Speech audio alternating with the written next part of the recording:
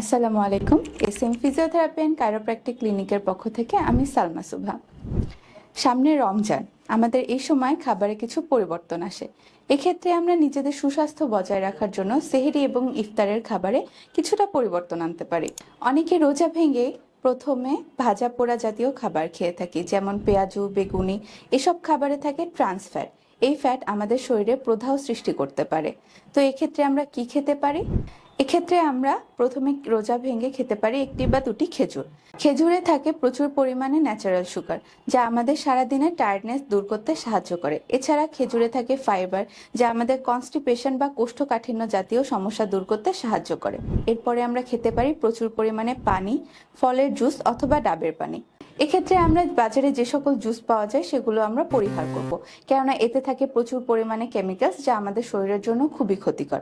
এক্ষেত্রে আমরা চিনির শরবত বা এ ধরনের যে কোনো খাবারও পরিহার করতে পারি। এর সাথে খেতে পারি প্রচুর পরিমাণে ফল। ফল আমাদের শরীরে পানির চাহিদা পূরণ করবে এবং আমাদের দেহকে সতেজ রাখবে।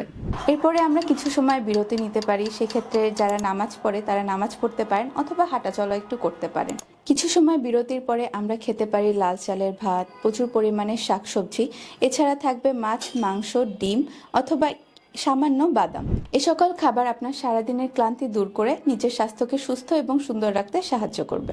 ভিডিওটি ভালো লাগলে লাইক এবং কমেন্ট করে আমাদের পাশে থাকুন এবং আরো বিস্তারিত তথ্যের জন্য আমাদের স্ক্রিনে দেওয়া নম্বরে যোগাযোগ করুন।